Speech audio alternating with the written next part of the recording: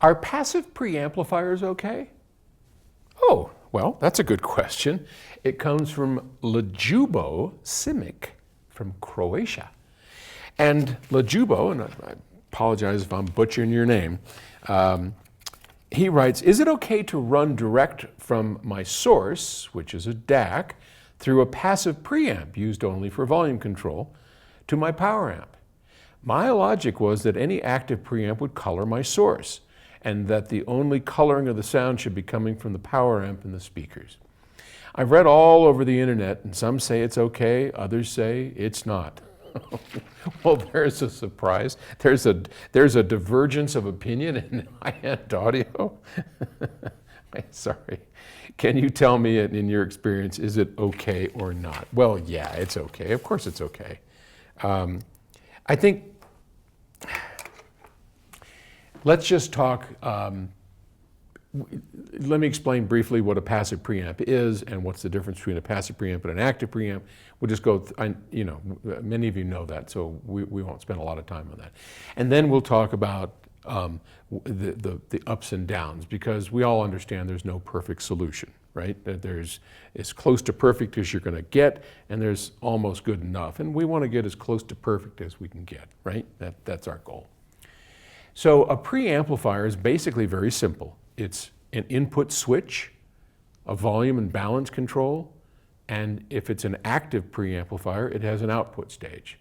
So a passive preamp just selects the input, click, click, click, click, click. You choose between one of those jacks in the back, and all of that runs through a pot, which is a variable potentiometer, variable resistor, right? Just a fairly simple device with some kind of conductive material and a wiper that goes on it, that runs up and down it, and it turns the volume up and down.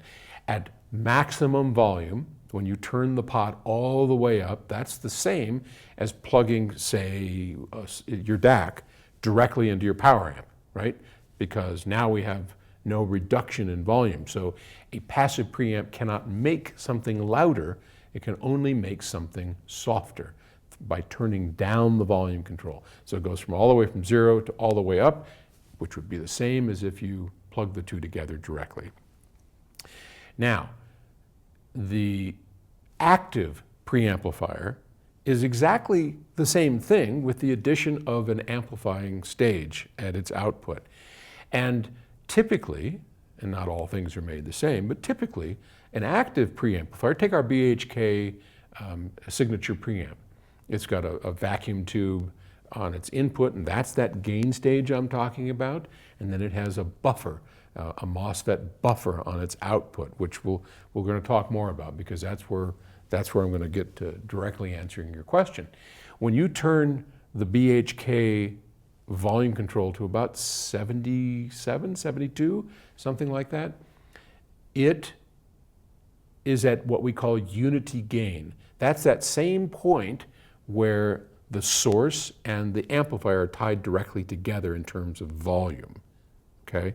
Now, when we go higher, if you go up to 80 or 90, which is really high on that thing, you're actually amplifying beyond unity. You're putting out more volume than is possible directly from a source to the amplifier. Okay. In 99.9% of the cases, you don't need that extra gain.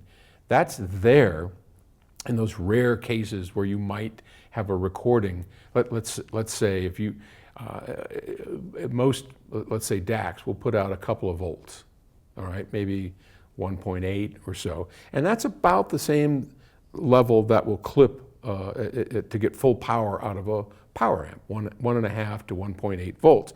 So they're fairly closely matched. So you could theoretically just plug your DAC straight into your power amplifier, and if you played a very low level recording, it would be just fine, okay?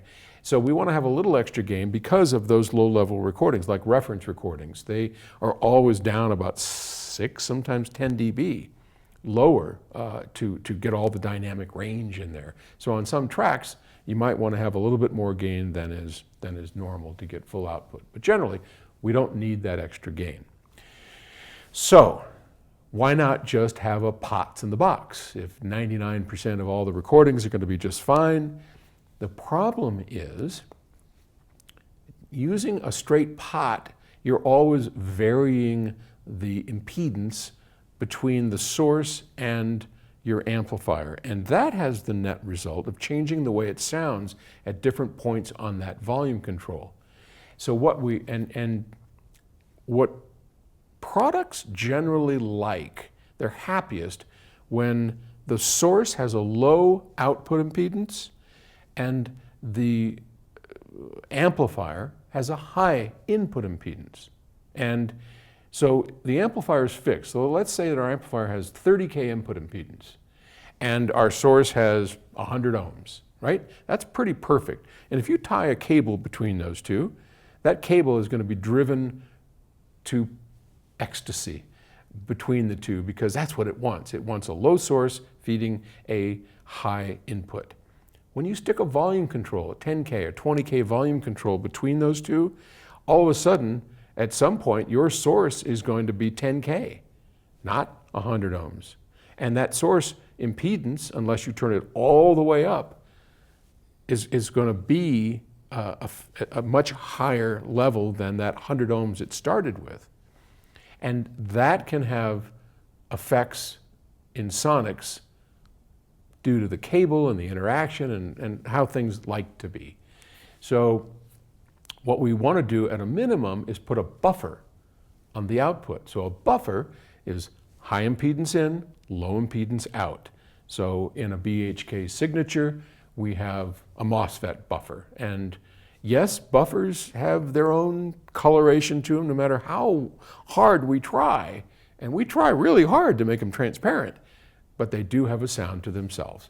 And ours has very little sound. And the compromise is that sorry, that thing is going to start making bubbles again. The compromise is that little bit of coloration from the buffer is less than the problem you've got, which is a loss of bass and impact due to the higher impedance of your pot. So life is a series of compromises, and the compromise I think you're better off having is at least a buffer at the output of your pots in a box. Okay, hope that helps. Thanks.